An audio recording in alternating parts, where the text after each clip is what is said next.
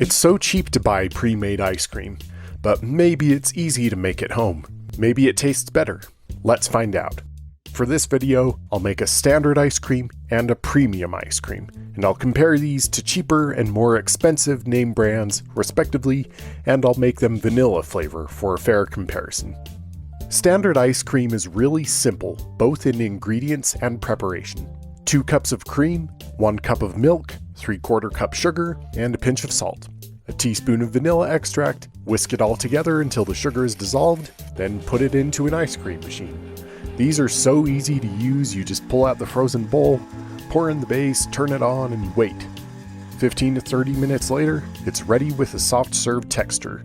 You can eat it as is, or freeze it for a few hours to make it set harder.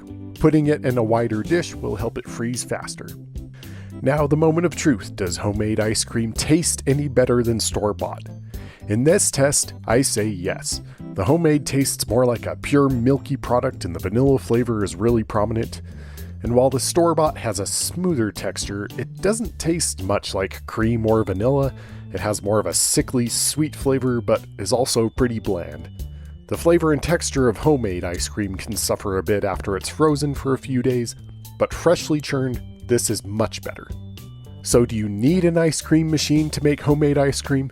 No, there are other methods, but if you really like ice cream and want to give homemade the best chance of success, you need a machine. It's the best tool for the job. Churning cools the mix, agitates it to break up large ice crystals, and whips in some air. The old school methods of using a bag inside of another bag or nested coffee cans with ice cubes and rock salt does work, but it doesn't agitate as well, doesn't add as much air, so it doesn't have the same texture. And texture is key for ice cream. Good machine models are actually pretty cheap. You can even find them at thrift stores for under $10, like this one I'm using. But if you can't justify owning an ice cream machine, here's a simple way to make premium ice cream without machine. And by the way, premium basically means more fat and calories. Hey, it's ice cream, what do you expect? We'll use a similar base, except replacing the milk with canned evaporated milk, and only adding 1 cup of the cream to start. Then adding lots of egg yolks. 1 cup of sugar and just a pinch of salt for now. Then heat this on the stovetop to make a custard. Some recipes tell you to heat the milk on its own and then add it to the eggs, then heat it all up, but you don't have to do that. You can just do it all at once, as long as you use a medium-low heat and keep whisking constantly. It'll only take a few minutes. So this is a custard. Does that mean we're making a frozen custard more than an ice cream? Yes and no. Long story short, ice cream, frozen custard, gelato, SEMIFREDDO, SHERBET, these are all very similar products for the most part. See the follow-up video if you want to learn the differences. The custard is heated until it just starts to thicken and coats the back of a spoon like this. It'll get thicker as it cools. Pour it out onto a sheet pan, let it sit for a few minutes on the counter, and then put it in the fridge for about an hour. Then whip the remaining cup of cream and the vanilla extract with a hand mixer to just under soft peaks. This adds the air that is normally done with machine churning. Then add and slowly fold in the cooled custard. Then again pour it onto the sheet pan for freezing. Regardless of your preparation method, it's always best to freeze freshly churned ice cream in a shallow, wide dish to cool it quickly and avoid larger ice crystals forming. After it's frozen, you can put it in a more compact shape that will melt less quickly when you pull it out to serve. Use an airtight container and put plastic wrap or wax paper on top to seal it.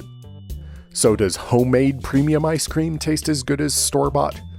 There's not an obvious winner here. The homemade one tastes more custardy, which may or may not be preferable.